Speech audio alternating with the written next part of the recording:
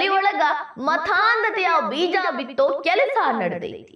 Pakistani terrorist ಗಳ ಬಗ್ಗೆ ಆ ಸ್ಕೂಲ್ ಒಳಗ ಪಿಕ್ಚರ್ ತೋರಿಸ್ತಾರ.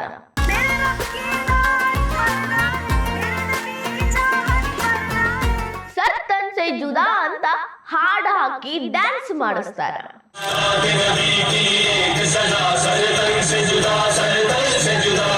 ಇದೆಲ್ಲಾ ಘಟನೆಗಳ ಹಿಂದ ಪಾಕಿಸ್ತಾನದ ಲಿಂಕ್ ಐತಿ ಅನ್ನೋ ಅನುಮಾನ ಹೆಚ್ಚಾಗ್ಯಾವ. ಮಹಾರಾಷ್ಟ್ರದಿಂದ ಇಷ್ಟೊಂದು ಜಿಹಾದಿ ಕೇಸ್ಗಳು ಯಾಕೆ ಬರಾಕತ್ತಾವ? ಮಕ್ಕಳೊಳಗ ಮತಾಂಧತೆ ಬೆಳೆಸೋ ಷಡ್ಯಂತ್ರ ಬಯಲಾಗತ್ತೇನು? ಮಹಾರಾಷ್ಟ್ರದಿಂದ ಲವ್ ಜಿಹಾದ್ ಕೇಸ್ಗಳು ಬಹಳಷ್ಟು ಹೊರಗೆ ಬರಾಕತ್ತಾವ. ಪ್ರತಿ ವಾರ ಒಂದಲ್ಲ ಒಂದು ಈ ರೀತಿಯ ಸುದ್ದಿ ಕೇಳಿ ಬರಾಕತ್ತೈತಿ. TCS ನ ಕಾರ್ಪೊರೇಟ್ ಜಿಹಾದ್ ಸುದ್ದಿ ಕೂಡ ಬಂದಿದ್ದು ಅಲ್ಲಿಂದಾನ. ಮೊನ್ನೆ ಅಷ್ಟ ಏರ್ ಫೋರ್ಸ್ ಆಫೀಸರ್ನ ಹೆಂಡತಿಯ ಮೇಲೆ ಬ್ಲ್ಯಾಕ್ ಮೇಲ್ ಮಾಡಿ ಕನ್ವರ್ಷನ್ ಮಾಡಿರುವಂತ ಕೇಸ್ ಕೂಡ ಬೆಳಕಿಗೆ ಬಂತು. ಅದು ಕೂಡ ಬಂದಿದ್ದು ನಾಗ್ಪುರ್, ಮಹಾರಾಷ್ಟ್ರದಿಂದ. ಈ ರೀತಿಯ ಸುದ್ದಿಗಳು ಹೆಚ್ಚಾಗಿ ಹೊರಗೆ ಬರಾಕತ್ತಿರೋದ್ರಿಂದ ಒಂದು ರೀತಿಯ ಆತಂಕ ಅಲ್ಲಿ ಮೂಡೈತಿ. ಆದ್ರ ಇದೆಲ್ಲದಕ್ಕಿನ್ನ ದೊಡ್ಡದಾದ ಆಘಾತಕಾರಿ ಸುದ್ದಿ ನಾ ಹೇಳ್ತೀನಿ ಕೇಳ್ರಿ. ಮಹಾರಾಷ್ಟ್ರದ ಪಬ್ಲಿಕ್ ಸ್ಕೂಲ್ ಒಳಗ ಸಣ್ಣ ಸಣ್ಣ ಮಕ್ಕಳ ಮನಸ್ಸೊಳಗ ಮತಾಂಧತೆ ಬೆಳೆಸೋ ಕೆಲಸ ಶುರುವಾಗೈತಿ. ಪಾಕಿಸ್ತಾನದ ಹಾಡುಗಳು, ನೃತ್ಯಗಳು, ಮೂವಿಗಳನ್ನ ಅಲ್ಲಿ ತೋರಿಸ್ಲಾಕತ್ತಾರು. ಅವರ ಉದ್ದೇಶವಾದ್ರೂ ಏನಿರಬಹುದು? ಪಾಕಿಸ್ತಾನದ ಲಿಂಕ್ ಇರಬಹುದೇನು? ಸಣ್ಣ ಮಕ್ಕಳೊಳಗ ಇಂಥ ಕ್ರೌರ್ಯ ಮತಾಂಧತೆಯನ್ನ ತುಂಬೋ ಕೆಲಸ ಮಾಡಾಕತ್ತಿರೋರ ಹುನ್ನಾರ ಏನು? ಈ ರೀತಿಯ ಸಾಕಷ್ಟು ಪ್ರಶ್ನೆಗಳು, ಆತಂಕಗಳು ಸೃಷ್ಟಿಯಾಗ್ಯಾವ. ಮಹಾರಾಷ್ಟ್ರದ ಜಿಲ್ನಾ ಪಬ್ಲಿಕ್ ಸ್ಕೂಲ್ ಒಳಗ ಈ ರೀತಿಯ ಕೃತ್ಯ ನಡೆದು ಬಂದೈತಿ. ಸ್ಕೂಲ್ನ ವಾರ್ಷಿಕೋತ್ಸವ ಸಮಾರಂಭದಾಗ ಒಂದು ಹಾಡನ್ನ ಮಕ್ಕಳಿಗೆ ಪ್ರಾಕ್ಟೀಸ್ ಮಾಡಿಸಿ ಡ್ಯಾನ್ಸ್ ಮಾಡಿಸಿದ್ರು. ಆ ಹಾಡು ಪಾಕಿಸ್ತಾನದ ಕ್ರೌರ್ಯಗಳನ್ನ ವೈಭವೀಕರಿಸಿರುವಂತ ಒಂದು ಸಾಂಗು. ಅದಷ್ಟ ಅಲ್ರಿ, ಕ್ರೌರ್ಯ, ಜಿಹಾದ್ ಈ ರೀತಿಯ ಕೃತ್ಯಗಳು ಒಳಗೊಂಡು ಬರೆದಿರುವಂತ ಆ ಸಾಂಗ್ಗೆ ಸಣ್ಣ ಸಣ್ಣ ಮಕ್ಕಳು ಕೈಯೊಳಗ ಕತ್ತಿ ಹಿಡ್ಕೊಂಡು, ಪ್ಲಾಸ್ಟಿಕ್ ಕತ್ತಿನೇ ಆಗಿರ್ಬೋದು, ಬಟ್ ಕತ್ತಿ ಹಿಡ್ಕೊಂಡು ಡ್ಯಾನ್ಸ್ ಮಾಡ್ಯಾರ.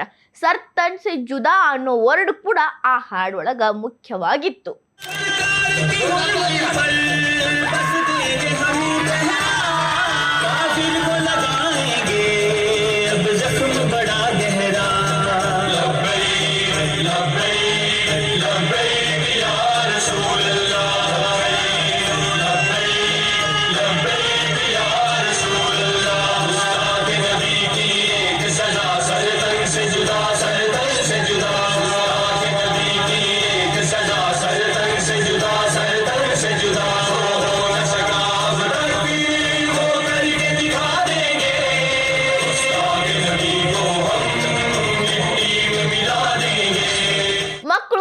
ಹಿಂಸೆಯನ್ನ ವೈಭವೀಕರಿಸಿರುವ ಹಾಡುಗಳಿಗೆ ನೃತ್ಯ ಮಾಡಾಕತ್ತಾರ.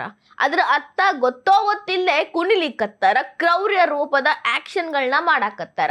ಇದನ್ನ ಕಲಿಸಿ ಕೊಟ್ಟವ್ರು ಯಾರು? ಮಕ್ಕಳ ಮನಸ್ಸೊಳಗ ಇಂಥ ಭಾವನೆಗಳನ್ನ ಬಿತ್ತಾಕತ್ತಿರೋರು ಯಾರು? ಈ ಸ್ಕೂಲ್ನ ಅಥಾರಿಟೀಸ್ ಇದನ್ನ ನೋಡಿಲ್ಲೇನು? ಆ ಮಕ್ಕಳ ತಂದೆ ತಾಯಿಗೆ ಇದ್ರ ಬಗ್ಗೆ ಇನ್ಫಾರ್ಮೇಶನ್ ಕೊಟ್ಟಿದ್ರೇನು? ಏನು ನಡೆದೈತಿ ಆ ಕಿಡ್ಸ್ ಸ್ಕೂಲ್ ಒಳಗ? ಇದ್ರ ಬಗ್ಗೆ ಪ್ರಶ್ನೆ ಮಾಡಾಕ ಯಾರು ಇಲ್ಲೇನು ಅನ್ನುವಂತ ಸಂಭಾವನೆ ಕಾಣತೈತಿ. ಇದ್ರ ಬಗ್ಗೆ ಈಗಾಗಲೇ ಪೊಲೀಸರು ತನಿಖೆ ಮಾಡಾಕತ್ತಾರ. ಯಾರು ಇದನ್ನ ಮಾಡಿಸಿದ್ದು ಅಂತ ಮ್ಯಾನೇಜರ್ನ ವಿಚಾರಣೆ ಮಾಡಾಕತ್ತಾರ. ಇದಷ್ಟಲ್ರಿ, ಪಾಕಿಸ್ತಾನದ ಟೆರರಿಸ್ಟ್ ಮುಮ್ತಾಜ್ ಕದ್ರಿ, ಇವ ಪಾಕಿಸ್ತಾನದ ಮಾಜಿ ಗವರ್ನರನ್ನೇ ಹತ್ಯೆ ಮಾಡಿದಂತವ. ಇವನ ಬಗ್ಗೆ ಮೂವಿಯನ್ನ ಆ ಸ್ಕೂಲ್ ಒಳಗ ಮಕ್ಕಳಿಗೆ ತೋರಿಸಿದ್ದಾರ ಅನ್ನೋ ಆರೋಪ ಕೂಡ ಕೇಳಿ ಬರಾಕತ್ತೈತಿ. ಪಾಕಿಸ್ತಾನದ ಟೆರರಿಸ್ಟು ಪಾಕಿಸ್ತಾನದ ಮಾಜಿ ಗವರ್ನರ್ನನ್ನೇ ಕೊಂದಿರುವಂತಹ ವ್ಯಕ್ತಿಯ ಬಗ್ಗೆ ಮಕ್ಕಳಿಗೆ ತೋರಿಸುವಂಥದ್ದೇನೈತಿ? ಯಾರವ ಏನು ದೊಡ್ಡ ಮಹಾನ್ ಕಾರ್ಯ ಮಾಡಿದವೇನ್ರಿ? ಅವನ ಬಗ್ಗೆ ಯಶೋಗಾಥೆ ತೋರ್ಸಕತ್ತಾರನ್ನಕ್ಕ. ಟೆರರಿಸ್ಟ್ ಬಗ್ಗೆ ಮಕ್ಕಳಿಗೆ ತೋರಿಸೋದ್ರ ಉದ್ದೇಶ ಏನಿರಬಹುದು? ಈ ಸ್ಕೂಲ್ನ ಮ್ಯಾನೇಜರ್ ತಾರಿಕ್ ಸಿದ್ದಿಕಿ ಅವ್ರನ್ನ ಏನೋ ಕಸ್ಟಡಿಗೆ ತಗೊಂಡು ವಿಚಾರಣೆ ನಡೆಸ್ಯಾರಂತ. ಯಾರು ಇದನ್ನ ಮಾಡಿದ್ದು, ಅಥಾರಿಟೀಸ್ ಯಾರು ಇದಕ್ಕೆ ಸಪೋರ್ಟ್ ಮಾಡೋರು, ಅದೆಲ್ಲದ್ರ ಬಗ್ಗೆ ಮಾಹಿತಿ ತಗೊಳತಾರ. ಅದಷ್ಟೇ ಅಲ್ರಿ, ಇದ ಸ್ಕೂಲ್ ಒಳಗ ಸಣ್ಣ ಸಣ್ಣ ಹೆಣ್ಣು ಮಕ್ಕಳು ಬುರ್ಕಾ ಹಾಕೊಂಡು ಇಸ್ಲಾಮಿಕ್ ಸಂಬಂಧಪಟ್ಟ ಒಂದು ಹಾಡಿಗೆ ಡ್ಯಾನ್ಸ್ ಮಾಡ್ಯಾರ. ಇಲ್ಲಿ ಎಲ್ಲಾ ಧರ್ಮದ ಮಕ್ಕಳು ಕೂಡ ಕಲಿತಾರ. ಇಸ್ಲಾಂ ಸಂಬಂಧಪಟ್ಟ ಹಾಡುಗಳಿಗೆ ಮುಖ್ಯವಾಗಿ ಇಲ್ಲಿ ಮಕ್ಕಳು ಡ್ಯಾನ್ಸ್ ಮಾಡ್ತಾರಂದ್ರ ಯಾವ ರೀತಿಯ ಮತಾಂಧತೆಯನ್ನ ಬೆಳೆಸೋ ಉದ್ದೇಶ ಇರಬೇಕು ನೋಡ್ರಿ.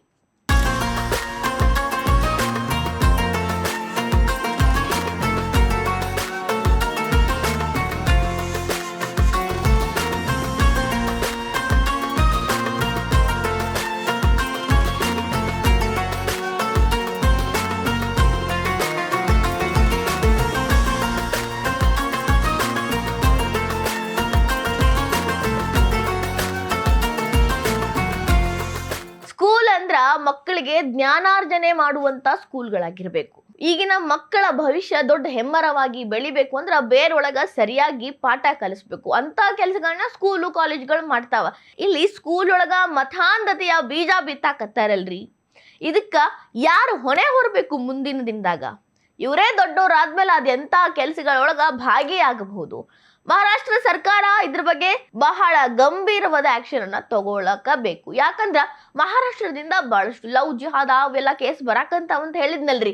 ಕಟ್ಟುನಿಟ್ಟಿನ ಕ್ರಮವನ್ನ ದೇವೇಂದ್ರ ಫಡ್ನವೀಸ್ ಅವರು ತಗೋತಾರೇನು ಅನ್ನೋದನ್ನ ಕಾದು ನೋಡ್ಬೇಕು.